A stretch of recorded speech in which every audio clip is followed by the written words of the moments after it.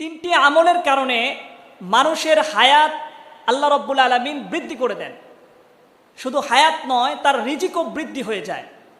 এক নাম্বার, যেই ব্যক্তি আল্লাহ তাআলার শুকর আদায় করে, আল্লাহ তাআলার কৃতজ্ঞতা প্রকাশ করে, আল্লাহ রব্বুল আলামিন ওই ব্যক্তির হায়াতকে বৃদ্ধি করে দেন।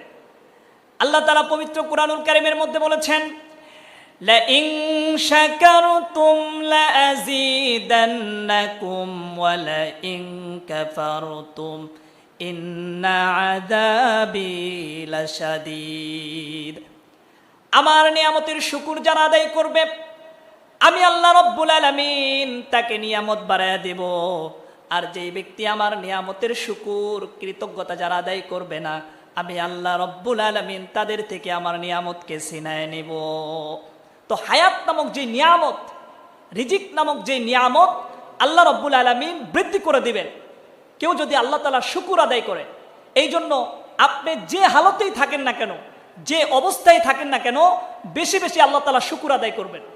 কারণ আল্লাহ তাআলার শুকর আদায় করলে আল্লাহ রব্বুল আলামিন তার নিয়ামতের মধ্যে অন্যতম একটি নিয়ামত হলো আপনার হায়াত, আপনার রিজিক, এটা আল্লাহ তাআলা বাড়িয়ে দিবেন, এটা আল্লাহ রব্বুল আলামিন বৃদ্ধি করে দিবেন। অনেকের প্রশ্ন হতে পারে, হুজুর হায়াত এটা তো সীমাবদ্ধ। আল্লাহ রব্বুল আলামিন আমাদেরকে যখন সৃষ্টি করেছেন তখন আমার হায়াতটাকে নির্ধারণ করে দিয়েছেন, সুতরাং হায়াত তো কমেও না বাড়েও না। তো নবীজি সাল্লাল্লাহু আলাইহি সাল্লাম তিনি হায়াত বৃদ্ধি হয় এটা কেন বললেন?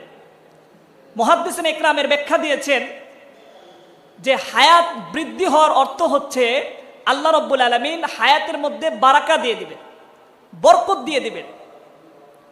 উদাহরণ দিলে আপনারা সহজে বুঝতে পারবেন। একজন ব্যক্তি হালাল পন্থায় 10,000 টাকা প্রতি মাসে ইনকাম করে, আরেকজন ব্যক্তি হারাম পন্থায় 50,000 টাকা ইনকাম করে।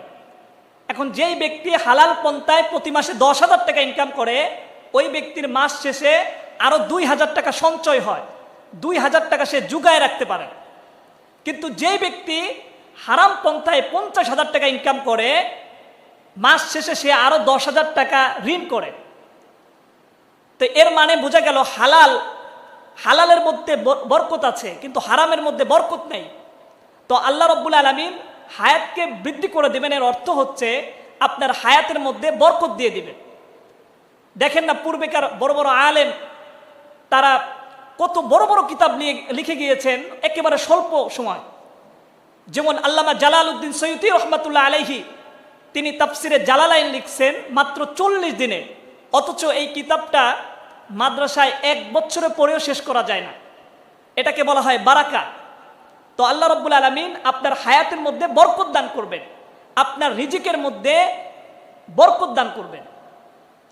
2 নাম্বার যে আমলটি করলে আল্লাহ রব্বুল আলামিন আপনার হায়াতকে বৃদ্ধি করে দিবেন, আপনার রিজিককে প্রশস্ত করে দিবেন।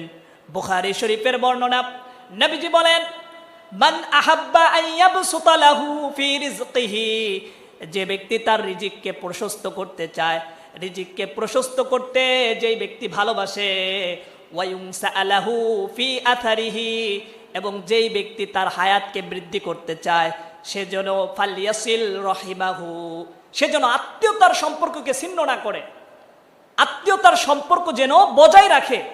কারণ আত্মীয়তার সম্পর্ক বজায় রাখলে আল্লাহ রব্বুল আলামিন ওই ব্যক্তির হায়াত বৃদ্ধি করে দিবেন এবং তার রিজিকের মধ্যেও প্রশস্ততা তৈরি করে দিবেন। সুতরাং যে ব্যক্তি আত্মীয়তার সম্পর্ক ছিন্ন করে, অপর হাদিসের মধ্যে নবীজি বলেন, লা ইয়াদখুলুল জান্নাতা কাতিউন, যে ব্যক্তি আত্মীয়তার সম্পর্ক ছিন্ন করে ওই ব্যক্তি জান্নাতে যাবে না। অথচ সমাজের দিকে লক্ষ্য করলে দেখা যায় যে আত্মীয়তার সম্পর্ক সবচাইতে বেশি ছিন্ন হচ্ছে। কারণ আমার বাপ দাদার সম্পদ আমি খাইলে কোনো দোষ নাই, কিন্তু আমার বোন যদি খায় তাহলেই দোষ। ওই বোনের সাথে ওই ভাই আর কথা বলে না। আপনার বাপ দাদার সম্পত্তি আপনি খাইলে কোনো দোষ নাই, কিন্তু আপনার বোন খাইলে দোষ কেন? তারও তো এটা হক। বোনের সম্পদ বোন নিয়ে গেছে, এই জন্য বোনের সাথে আর অনেক ভাই কথা বলেন না। আজকে মাহফিল থেকে, আজকে এখান থেকে যারা এই আলোচনা শুনতেছেন, যেই সমস্ত বোনদের সাথে আর কথা বলে না, যেই ভাইগুলো, আজকে থেকে নিয়ত করেন সেই ভাই যেন সেই বোনের সাথে কথা বলে। 3 নাম্বার যে আমলটির কারণে আল্লাহ রব্বুল আলামিন আপনার হায়াতকে কমায় দিবেন। সেটি হচ্ছে প্রয়োজনের অতিরিক্ত খাবার খাওয়া। আপনি যদি প্রয়োজনের অতিরিক্ত খাবার খান তাহলে আপনার আল্লাহ রব্বুল আলামিন আপনার হায়াতটাকে সংকীর্ণ করে দিবেন। এই জন্য প্রয়োজনের অতিরিক্ত খাবার খাওয়া যাবে না।